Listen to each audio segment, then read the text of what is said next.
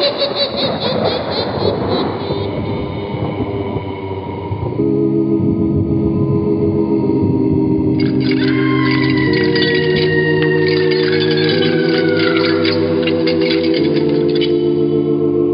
Mysterious Old Radio Listening Society podcast.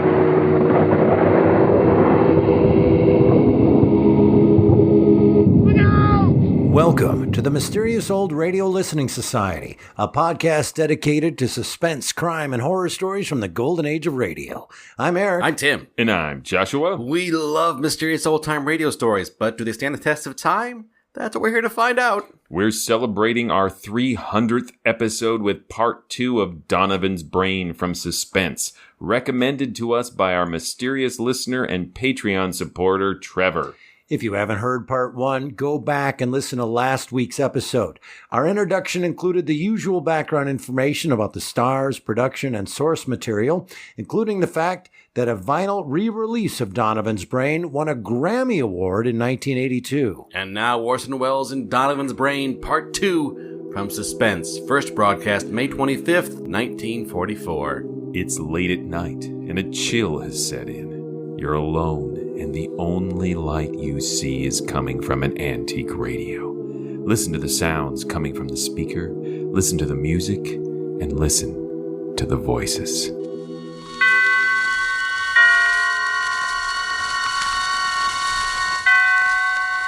Roma Wines present Suspense.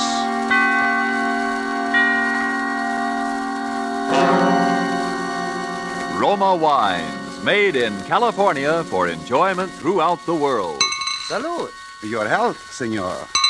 Roma Wines toast the world. The wine for your table is Roma Wine, made in California for enjoyment throughout the world. This is the Man in Black, here to introduce this weekly half hour of Suspense. Tonight from Hollywood, we again bring you Mr. Orson Welles in the second of 2 consecutive performances starring Mr. Welles as the protagonist of Kurt Siodmak's novel, Donovan's Brain. The producer of Suspense and its sponsors, the Roma Wine Company of Fresno, California, felt this story so unusual that it merited more than our usual time. So in somewhat of a departure from established radio formulas, we are bringing you the story of Donovan's Brain in 2 parts. Part 1 you heard last Thursday, and tonight you will hear Part 2, the completion of Donovan's Brain. But before we raise the curtain on our suspense play, let's for a moment wish ourselves away to Havana, Cuba, seated at a table in the fashionable Hotel de Nacional de Cuba. Near us, a group of Cubans are entertaining an American visitor. Our American has just remarked that in point of great enjoyment, the Cuban rumba is one of America's most delightful imported dances. And then, raising his wine glass, the Cuban host responds, "Then we have perhaps discharged some part of our debt to you Americans for this wonderful tasting wine that gives us such great enjoyment. It is wine that Cuba imports from your faraway California. It is Roma wine." Americans didn't have to wait for wine connoisseurs of other lands to discover the greatness of California's wine districts, the superb quality of Roma California wines. So many millions made this discovery for themselves that Roma wines have long been America's largest selling wines. But these millions discovered something more. In Roma wines, they discovered an easy, inexpensive way to increase the delights of daily living. Yes, millions have discovered that Roma wines, as a beverage on the table, and when used in entertaining, add a charm of a special and wholesome kind. I told you Roma wines cost little. That's because here in America you pay no high import duty, no expensive shipping charges. And 2, Roma wines come from Roma's own wineries in the heart of choice California vineyard districts. So cost to you is only pennies a glass for R-O-M-A, Roma wines. Made in California for enjoyment throughout the world. And now with Part 2 of Donovan's Brain, and with the performance of Orson Welles as Dr. Patrick Corey, we again hope to keep you in suspense.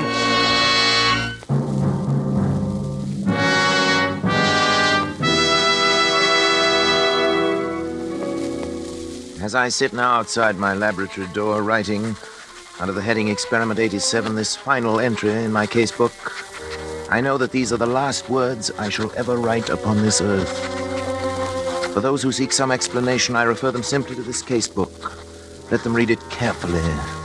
Perhaps they may then in some measure understand, if not condone, the awful circumstances under which I have been driven to the most appalling crime against God and nature that it has ever been the fate of mortal man to perpetrate.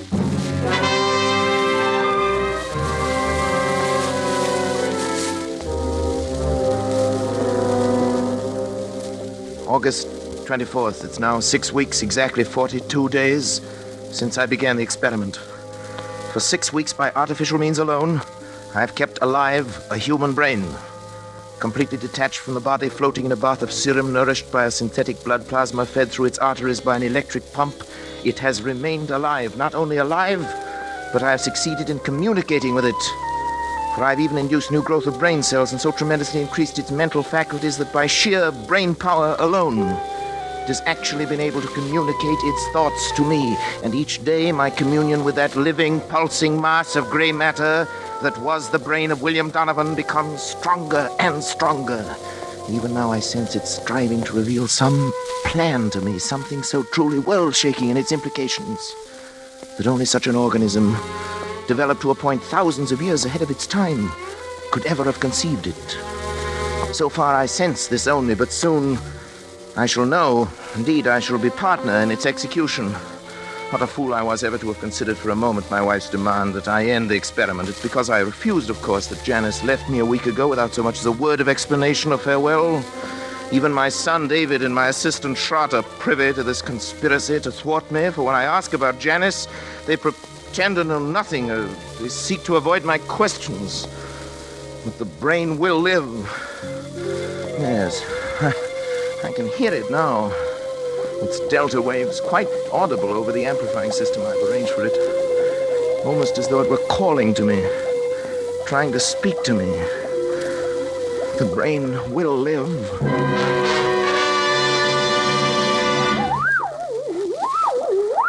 Donovan? What is it? What are you trying to tell me? Go on, Donovan. I'm listening. Go on. Go on. Go.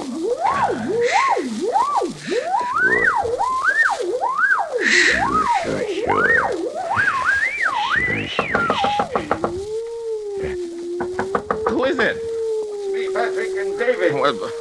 What do you want? I want to talk to you, Dad. I've no time to talk. I'm busy. I'm sorry. Go away, I tell you. I'm busy. Please, Dad. Can't you two leave me alone? All right. What is it? What is it? Patrick, won't you come into the study with us for a few minutes? What have you got to say? You can say right here. You know I can't leave the laboratory. Dad, it's only that, well, we wanted to talk to you in private. Well, don't tell me that you're afraid of this poor mass of brain cells here. It's not that, Dad, but we... Never mind, David. At least turn that thing off then, will you, Patrick? What difference would it make? It could still hear, couldn't it? Well, what is it then? Well, it's about Mother. So, she put you up to this, did she? I thought the truth would come out sometime. Dad, listen. She's tried to stop this experiment from the beginning. She thought she could blackmail me into quitting by leaving me, and she still does. And now she's using you as a go-between. Now, Patrick, listen a minute, won't you? Enough. We haven't heard a word from Janice. We don't even know where she is. That's what we've come to talk to you about. Oh, have you? Well, how could I know where she is? Well, because you were the last person seen with her, Dad. I was. Don't you remember, Patrick? You took her into town with you. You wouldn't tell any of us why. Yes, of course, the moment I've forgotten. But what of it? Well, don't you remember what happened then? Of course I remember. She left me, that's all. Where, Dad? Where did she leave you? Well, what were you doing? I don't know. We were in some big public building, City Hall, courthouse, taxis or something. Next thing I knew, she'd simply disappeared. Is that all? Didn't she say anything? Didn't she at least tell you why she was going? No, I remember what she said. It's been a week or more. I've hardly slept. You know, I've been working night and day. Yes, that's just it, Patrick. What do you mean by that? Patrick, you say this. The brain communicates with you, tells you things about his past life, suggests thoughts. Yes, Well, if the brain can make you think of things, mightn't it also be able to make you forget things? You're out of your mind. Dad, are you sure? Are you sure you don't know what's happened to Mother? No, I tell you, no, I But don't Patrick, know. Don't you see what you might have done? What? In heaven's name, stop now while there's still time. Get out of here. While there's still time to help Janice, if there is. While there's still time to help yourself. Shut off the current. Let Get the brain out. die. Kill it, Patrick. Kill it. Get out, both of you. Get out. Get out.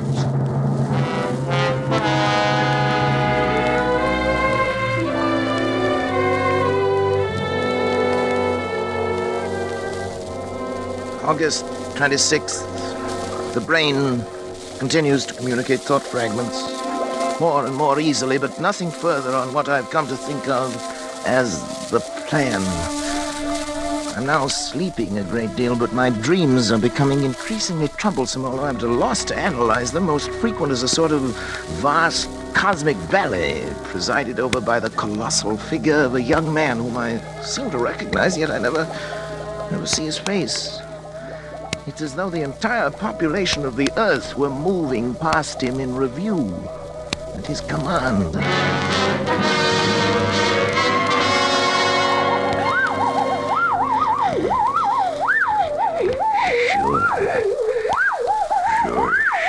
Sure. Now. Do it now. Now. Sure, now. Help me, someone! Shroud, Dad, let go, Dad! David! Had to, Dad. Never mind now. Here, help me with Shroud. He's fainted. No, David, don't let him. It's all right now. Here's a glass of water. What's the matter? You're trembling all over. You looking at me can't. that way for? You look frightened after death. Dad, you... What happened here anyway? I came and found you on the floor with your hands around your own throat. It hadn't been for me. Why's your luggage all packed? I was going to leave. Leave in the middle of the night? Why? Because The fuse box has been opened. It was you, Schrott. You were going to shut off the current. You were going to kill the brain. Patrick, you tried to strangle me. What? It's true, Dad. That's why I had to slap you. That's absurd. I came in here and found Schrott with his hands around his own throat. He was strangling himself. Dad, please think a minute. Nobody can strangle himself. Look at these marks on my throat. Do you think I could have done that? Well, it's not possible, and yet... It's true, Patrick, that I tried to shut off the current. I was afraid for you. But as I opened the fuse box, I heard the delta waves in the laboratory suddenly become stronger and louder than they'd ever been before. And then... Then I... Yes. Then the brain knew? You even spoke in Donovan's voice, Donovan's Patrick. voice, his That voice. recurring phrase of his, sure, in his very tones, his very accent. Sure. You've created a monster, Patrick. It has the power to make me commit murder. The brain must die. Pull the switch in the fuse box, Patrick. It will only be a matter of seconds, Yes. and then... Yes, But I... You've got to, Patrick. Schrott, David, help me. I can't move. Come in. Pull the switch, hurry. Schrott, David, go on. You too? It's paralyzed, dispatch. The brain won't let itself be killed. Then it has the power to live on. And on. To command us as long as we live. To make us do anything it wants. To kill. Murder. Dad, what are we gonna do? Listen. The brain. It's laughing.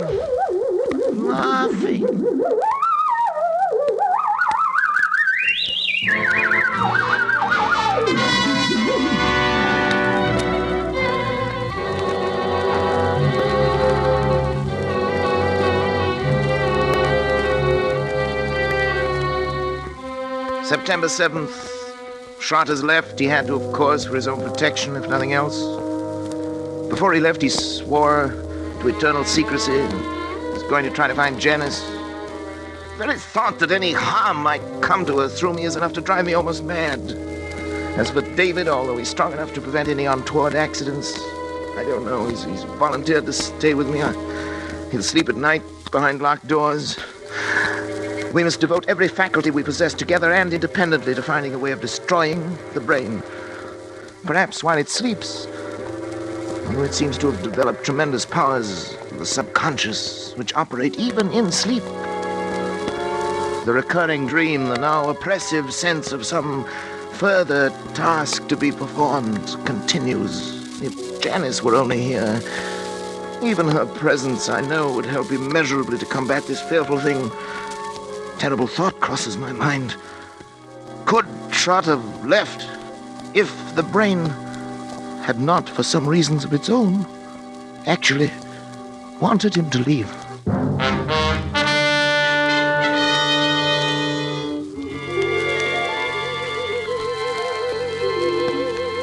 September 10th. My thoughts are less and less my own. The dream of the young giant bestriding the earth, the figure without a face, pursues me now, even in my waking hours. Increasingly, I seem to live in a world of evil fantasy, peopled and controlled by the mind of William Donovan.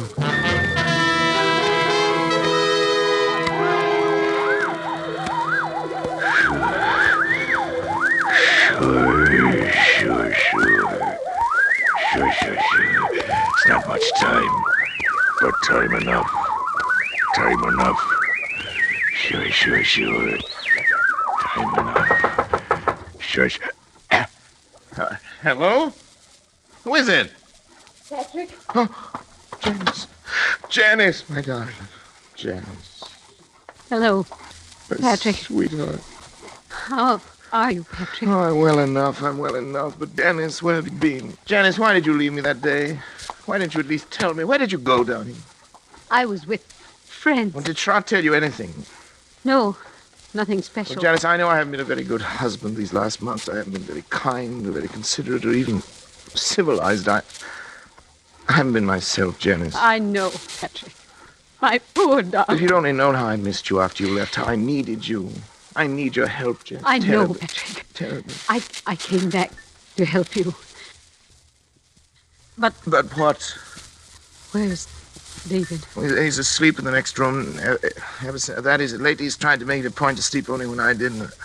I'm trying to keep an eye on things. Patrick, I'm going to help you. Oh, darling. All I can. Any way I can. But first, I want to take David away. David? Why? Because I don't think it's good for him to be here. No? I don't think that you... Patrick, I don't want to torment you. It's only that perhaps we can find a way if we know all the facts. What, Janice? Don't you know, really, where I was? No, how could I? Don't you remember where you took me? Where? I took you? You took me to a psychiatric clinic. You had me committed to a madhouse. No, it's Janice. No, not you. Donovan. Donovan. It was because I tried to make you stop the experiment. Yes. Kill the brain. As you left me there, you even spoke in Donovan's voice. Sure, you said. Sure. I thought they were the last words I would ever hear you speak. Oh, Janice, forgive me. Forgive me, baby. I couldn't persuade anyone. I was sane. Oh, sweet. After what you told them. Everything I said only made them think I was mad. I'm not mad. Am I, Patrick? I'm not mad. Am I?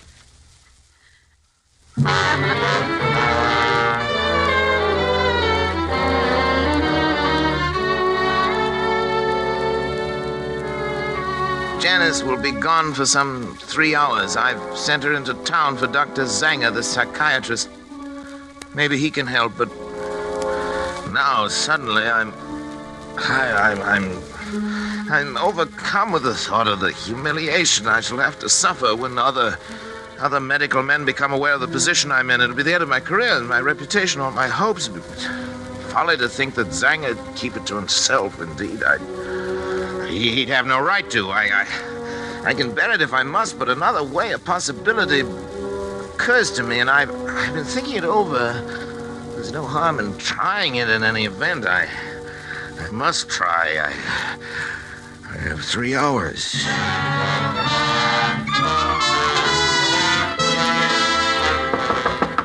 David! David! Yes, Dad?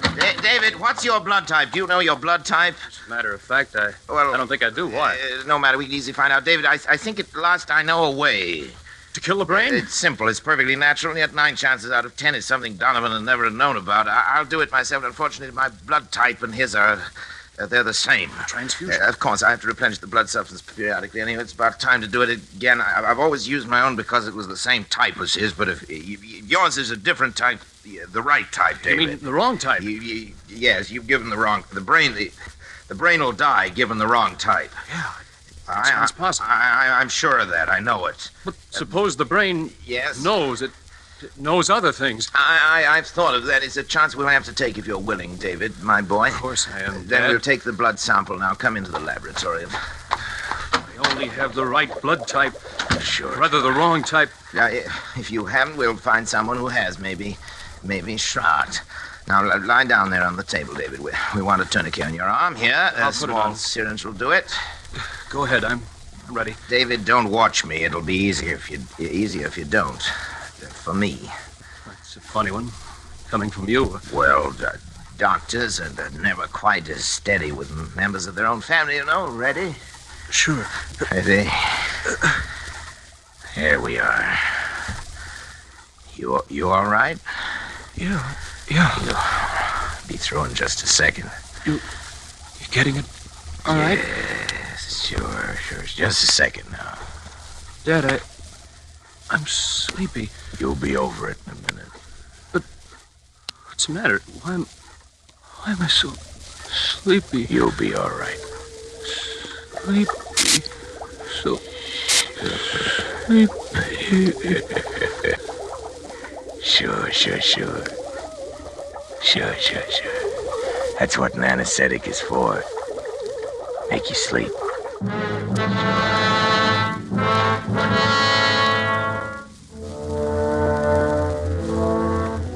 I was somewhat surprised to find the instruments sterilized, already laid out, but I worked more rapidly and skillfully than ever before in my life, I think.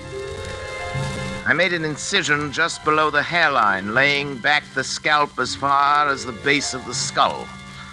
I trepanned the cranium at 2-centimeter intervals, working back and downwards to the upper edge of the occipital bone. With the Geely saw, I cut through the connecting bone structure and removed the entire top of the cranium, placing it in saline solution to preserve it. I made a semicircular incision in the dura mater, laying it to one side, exposing the brain. As I dissected out the facial, auditory, and pneumogastric nerves to free the medulla oblongata, I became conscious of an insistent clamoring, something like a mounting hysteria in the distant reaches of my mind. Almost as strong as the irresistible compulsion that drove me on. But my hand did not falter. With a sure stroke, I severed the spinal cord just below the first cervical nerve.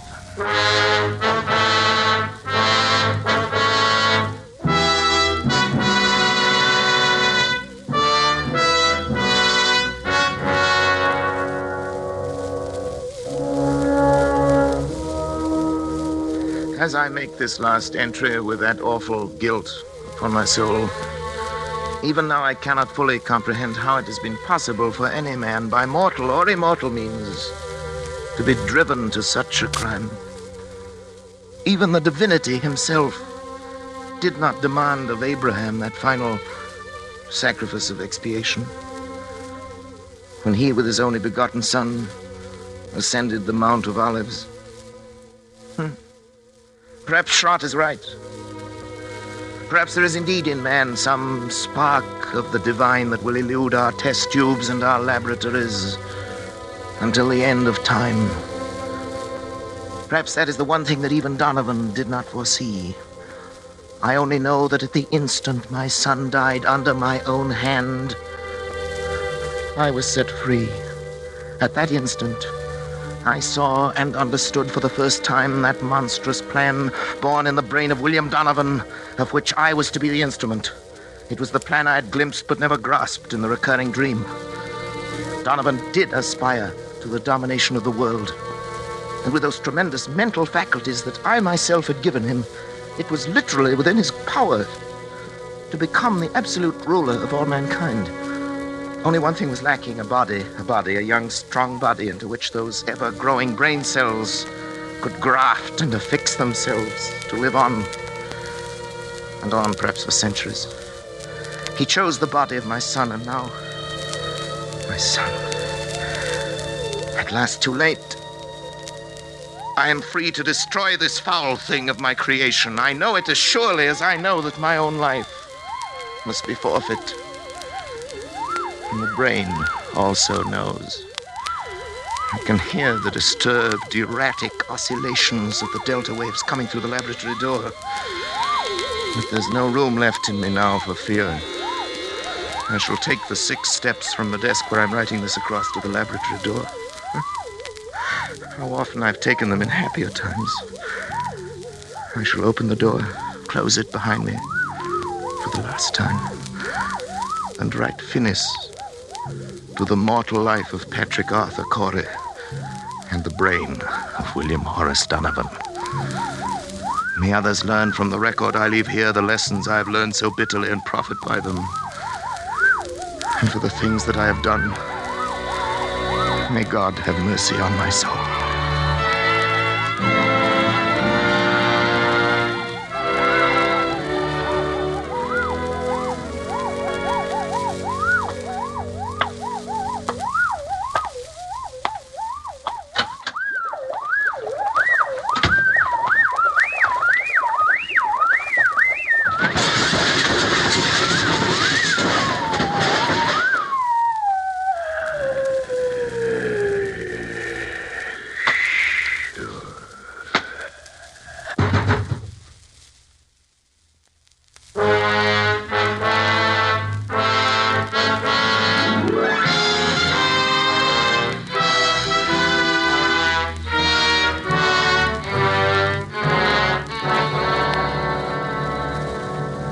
Phoenix, Arizona, September the 15th.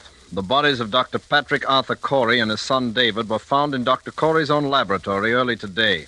Young Corey had apparently died on the operating table as a result of a delicate brain operation performed by his father. In the case of Dr. Corey, medical authorities gave us their opinion that he might have died of shock as a result of the unsuccessful operation on his son. A curious feature of the case was the fact that numerous pieces of tissue identified as being from a human brain were found scattered about the laboratory floor, while a larger section of brain was found in the midst of an elaborate apparatus, evidently part of a scientific experiment. Medical authorities stated, however, that they were unable to explain the nature of the apparatus and that the brain itself was in such a state of decomposition as to indicate that it had been dead and slowly decaying for at least 3 months. Dr. Corey is survived by his wife, Janice. She was committed to the County Asylum for the Insane late this afternoon. Burial of Dr. Corey will be at the Mount of Olives Cemetery.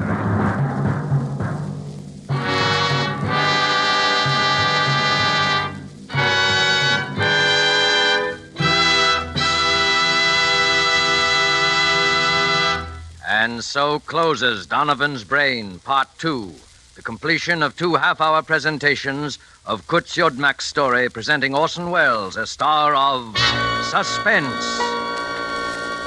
Suspense is produced and directed by William Spear. Did you know that these Roma Wine suspense dramas are setting a record for the millions of delighted listeners they are attracting? We want you to feel that by tuning in the suspense program every week, you can count on real radio enjoyment. Well, in even more dramatic style, the popularity of Roma Wines is also record-breaking, because Roma Wines are by far America's largest selling wines. Millions make sure of great wine enjoyment simply by asking for Roma Wines. Here's something else these millions have discovered. You don't need fancy glassware or a special occasion to enjoy these zestful, taste-delighting Roma California wines. Roma Wines possess lip-smacking flavor and zest because they come from Roma Wine's own wineries, right in the heart of the magnificent California wine grape districts. And you can enjoy them as a daily delight, because the cost is only pennies a glass. Ask for R-O-M-A, Roma Wines, made in California for enjoyment throughout the world. This is Orson Welles. Next week, Mr. William Spear tells me, and he'd like me to pass the information on to you, that Suspense will bring two exceptionally fine artists, Miss Ida Lupino and Mr. Vincent Price, in a play by one of radio's outstanding authors, Lucille Fletcher. I want to hear that, and I know you will, too. Money invested in war bonds now helps ensure a healthy, prosperous post-war America. The kind of America we will want for our children as well as ourselves. Don't forget, then, next Thursday you will hear Ida Lupino and Vincent Price in Suspense. Presented by Roma Wines, R-O-M-A, made in California for enjoyment throughout the world. This is CBS, the Columbia Broadcasting System.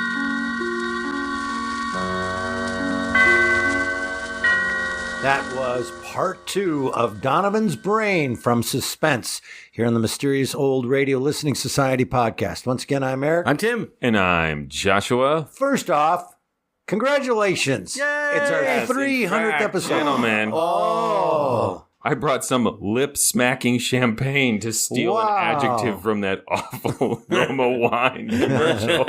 Lip-smacking. Don't describe your drinking product as lip-smacking. I brought champagne because it has sound. Right. My eye. Nice. Wow. Good Foley. Well So done. congrats, gentlemen. Congratulations. Oh, and wait, look. wait, you got to put that on mic so we can hear it. Oh, you're right. Put that there. And now we can hear the Foley. That is the sound of cheap champagne, friends. And Salud. salud. Congratulations, everybody. Yay. Who would have thought 43 years ago when we started this podcast that we would make it to 300 episodes? And what a fitting number 300. This Donovan's Brain was a really good call, Joshua. So well done. Well, it was recommended by our listener, Trevor, who sent the request to us. And Tim and I had been kicking around what to do for the 300th episode. We had created a list. We were going to run it past you. And then Trevor said, Donovan's Brain, which was on the list. And we were like, Trevor wins. Yeah. It was this or quit. And I think we chose well. Yeah. And, whatever you said, I would have been like, okay, that's fine. We all just sat in this room and we all just listened to this together, which doesn't ever happen.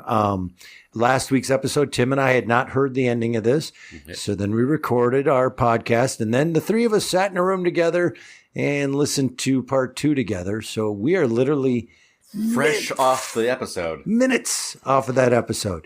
So I get to ask dumb questions because I don't have the ability to go back and re-listen. The death at the end, right? I know that his son dies, right? Mm-hmm. Does he kill him? Does he kill David? Does Donovan's brain kill David? As I understood, in the act of killing his son as part of the surgery, snaps out of the control of Donovan. Ah. And then kills him. Cuts his spinal cord. Right. And that I understood. Kills his son because Donovan wants a body. I think we predicted something along those lines. Something last along that week. line. I called it. It was Tim that called it. Who would have thought a disembodied brain would be in search of a young Who isn't? But then how does the doctor die? And how does the brain die? Does he flip off the switch? Is that what happens? I thought they had tried flipping off the switch earlier and discovered that doesn't do it. Right. I think he just set the whole thing on fire.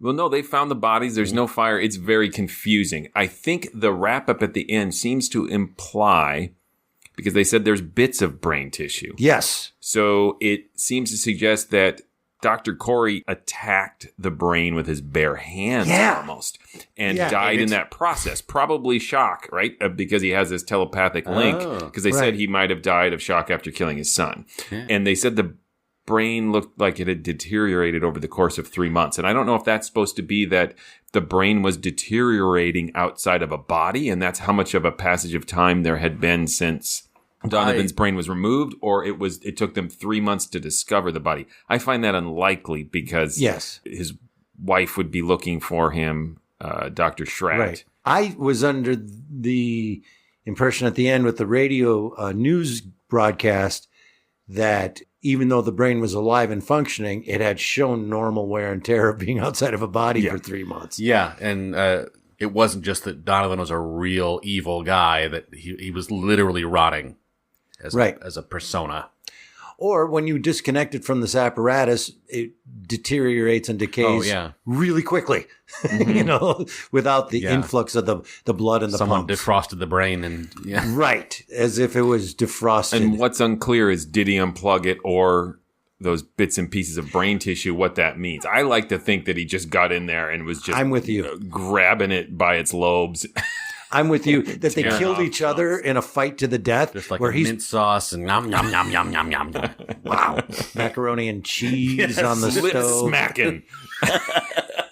Yeah, that he's pulling the brain apart while the brain is killing him psychologically. Yep. Moriarty and Holmes kind of moment. Yes. Mano a brano. They fell up the figurative waterfall. Correct. Together. I liked the ironic twist of Janice ending up back in the sanitarium. I mean, I don't like it, but it's that's good. That is a really interesting moment. That's when I said to you guys out loud, "Oh, nobody wins. Nobody wins. There's not even a chance of someone to come out of this." I was just wondering, what did she tell this doc? Like, I got to go home and talk to my husband and explain to him, I get it. This is bad. I want to help you. I want to get our son out of here. Yeah, but Dr. Schratt went and got her. So I don't know if she called him and he, as a doctor, he found her. Yeah, found her. I wonder if there's more detail in the book there, but it's just like, yep, I got out.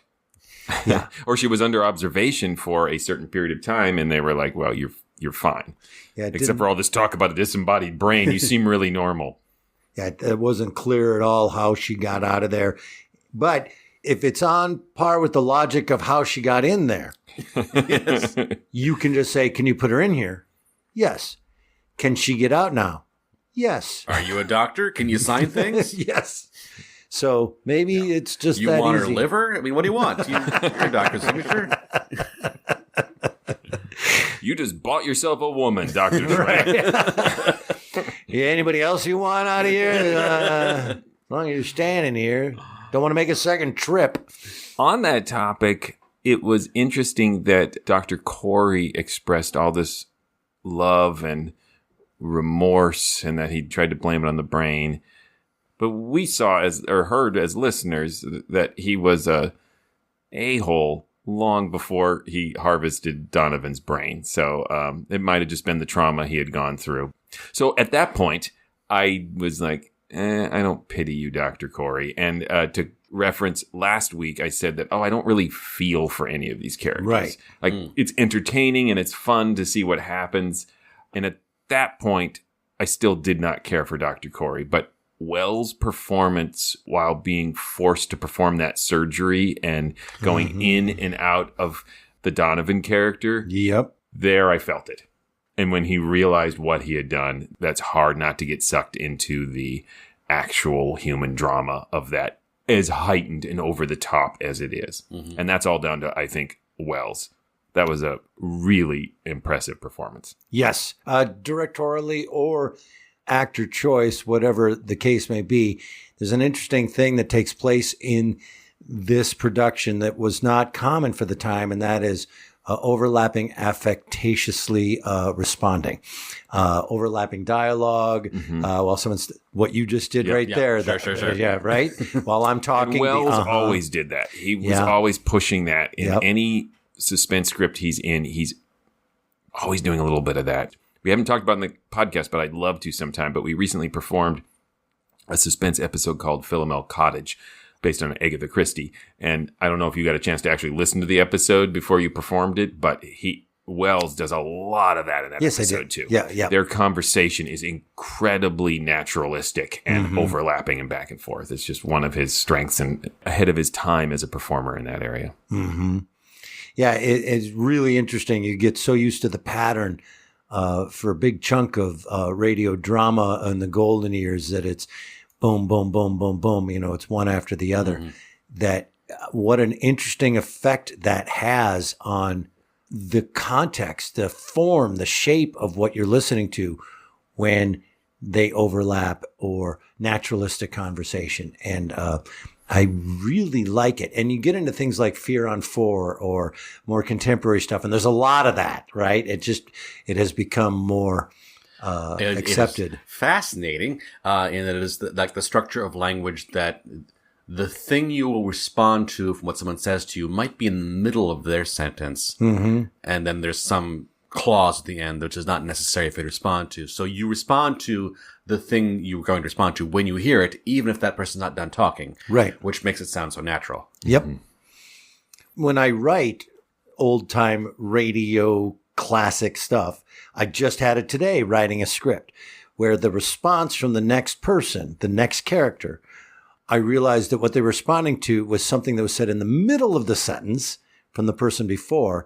And to stay true to that form of pattern where, it's that rapid fire or that one after another and no overlapping conversation or naturalistic conversation, I rewrote the sentence before so that the last thought was what they were responding to stay in that framework. Do you know what I'm saying? Yeah. Another aspect of this I really enjoyed was the weird dream image that kept coming to him of the colossal man straddling Faceless the planet and dictating the actions of the entire Earth. Yep. And I do think it's interesting because Siodmak was Jewish, fled Germany, that's still really on his mind about a dictator, and that possibility still being so close in time to them of actually taking over not just a country, but the entirety of the world.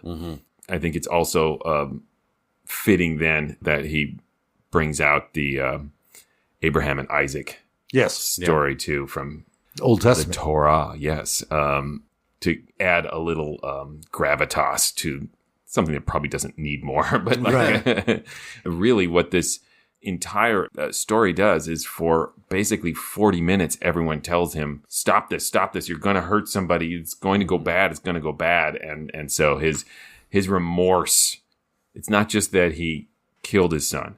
Yeah. It's that he was warned, he was told over and over and over again. And in some ways that is both the strength and weakness to me of this 1 hour script, is that so much time is spent rephrasing and retreading those warnings. Yeah. And then when you split it into two parts, there's a necessity to have a certain amount of recap at the beginning of part two. And to be honest, I was starting to lose my enthusiasm for it, at about 15 minutes into this, because they're still talking about where's Janice? And we as listeners, we know where Janice is, so it's not very exciting for us to have that rehashed. It's exciting to have them figure it out and to have something change. But on the flip side, once he does this atrocious act, all that time spent on it gives it a lot more weight. Tragic weight, but I thought at the beginning that they were taking a different path than I expected that he was going to get more and more out of control, more and more despotic, more horrible. And he really pumped the brakes there, at least for a little while, of, I don't know everything I've done, but I see there's a problem. I'm trying to figure things out. Then he didn't. You recall from last week's episode, I was under the impression that Dr. Schratt and the son knew what happened to Janice. And I was totally wrong about that. I interpreted it incorrectly. Where they stared at him and didn't respond. Like, they just think she's disappeared. Yep. Which is actually weirder, but I think is more compelling. Yep.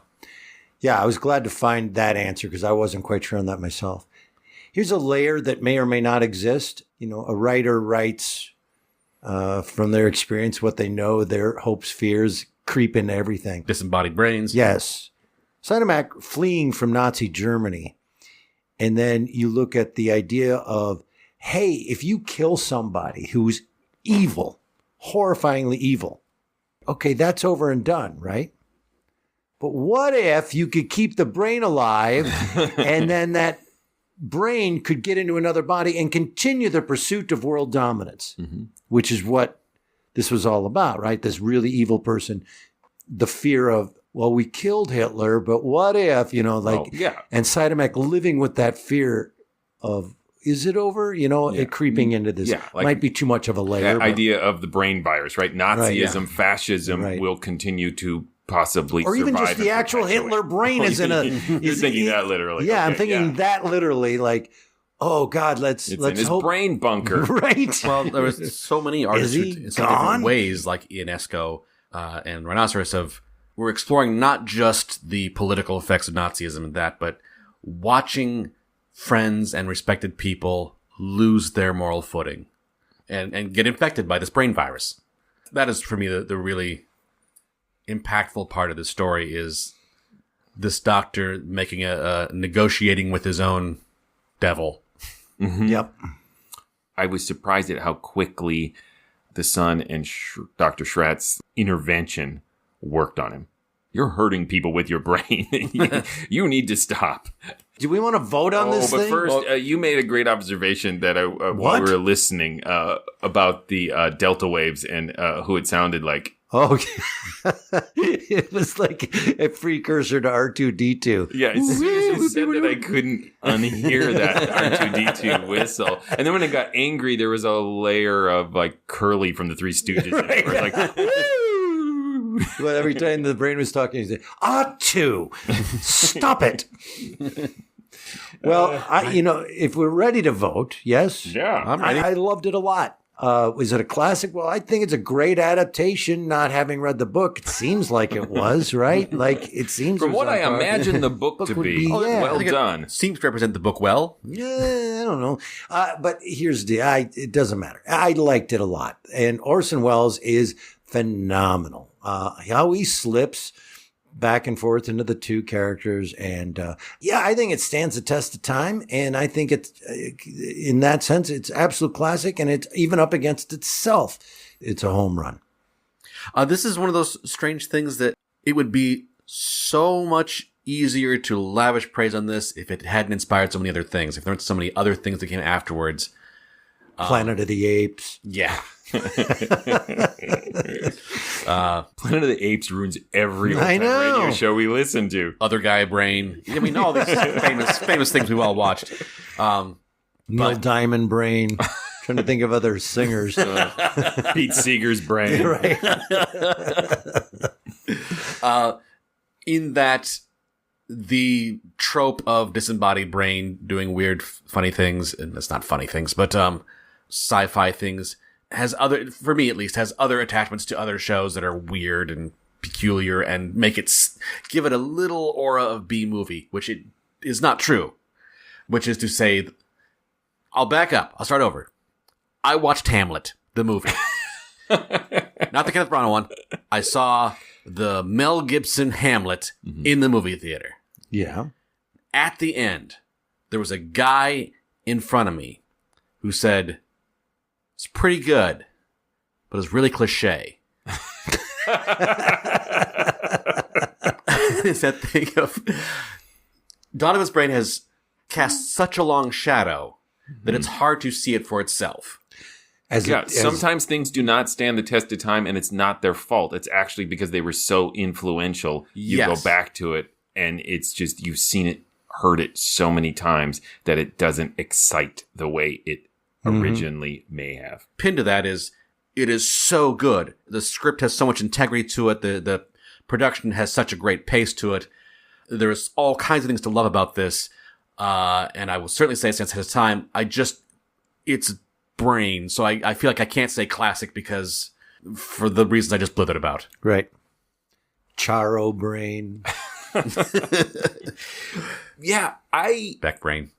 I think strawberry alarm clock brain. Right. What do you think? This production lives and dies on Orson Welles' performance. For me, it's a classic Orson Welles performance.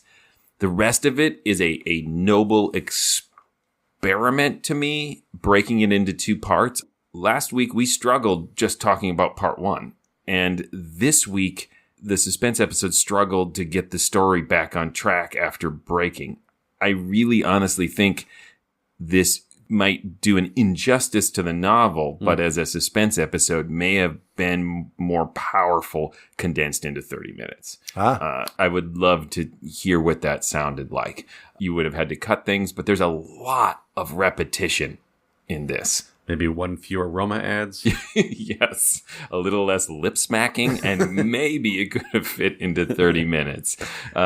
So I'm not going to say classic other than Wells' performance. Yeah. And I agree with Tim that even some of the standing the test of time, if you're not an old-time radio aficionado, that it struggles because it's so influential as a concept. But as an old-time radio nerd, it was absolute pleasure top to bottom listening to it, though. Yeah. Meatloaf brain. 300 podcasts of it.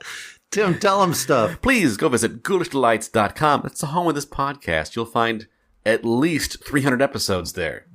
What do you mean at least? Well, there's more that we did I don't know about? There are technically. Oh, okay.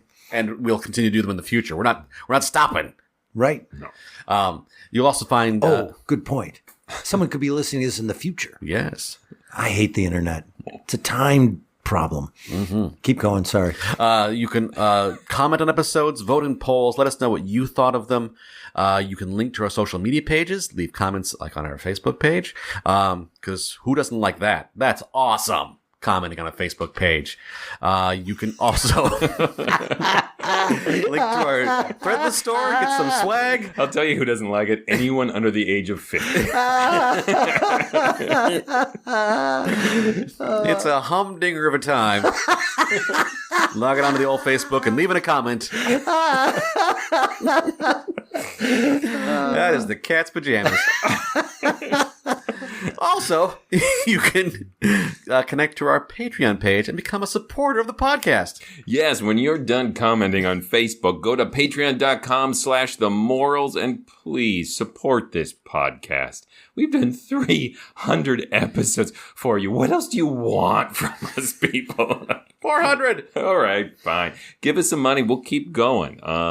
If we don't get any more money, we're going to start removing episodes from our catalog like an evil streaming service. Oh, that's a little too true. That's hurtful. Yeah. Also, you can go ahead and give us a one-time donation if that is your preference. Go to ghoulishdelights.com and just give us some money. Right now, what we are doing is we are trying to raise funds for a new computer setup, and we're getting really, really close. Really soon, you may never have to hear me ask for this again. So please put us over the top with one more donation, and we'll get that computer, and it'll be super exciting. We do plan, once we have a better computer, to go back and do some more of the Mysterious Old Radio Watching Society on YouTube. Nice. Where we're watching early television inspired or somehow connected to old-time radio. So thank you. We do want to say thank you to people who have donated already to our computer fund. Bless you. Thank you so much. That is to Bill, Brian, Anne-Marie, Linda, Shane, Mark, DBA, Jeffrey, Micah, Ryan, Roberta, Catherine, Carolyn, Loretta, Lori. If you have donated and you weren't mentioned on that list, we will say thank you in the near future because we really, really appreciate it. Thank you. And also one more thank you to Trevor for pushing us to listen to Donovan's Brain. Thank you, Trevor. And to be clear, the computer we want to buy is that one that you see, like the one in the movie, The Desk Set. Takes up an entire wall. Yes. Yeah. There's a lot of ticker tape. Yes. Reports come out. Yes. You have to feed punch cards in. Hey, if you'd like to see us performing live, the Mysterious Old Radio Listening Society Theater Group does audio drama live on stage once to twice a month for a really long time. So if you'd like to find out what we're performing and where we're performing and how to get tickets this month to see us performing classic recreations or our own original material, just go to ghoulishdelights.com and see where we're at. And if you're a Patreon, then you get to watch it without having to buy a ticket and come see us, because the footage, the filming of that, will be provided to you. It's beautiful. You can sit in your garbage house half naked and watch us do old-time radio, and there's no shame to it. I think that's directed at me. There's a little shame to it, but... Okay. Hey, what's coming up next? Next, we'll be listening to my pick, and that is an episode of Lights Out entitled Murder in the Script Department. Until then... Look out!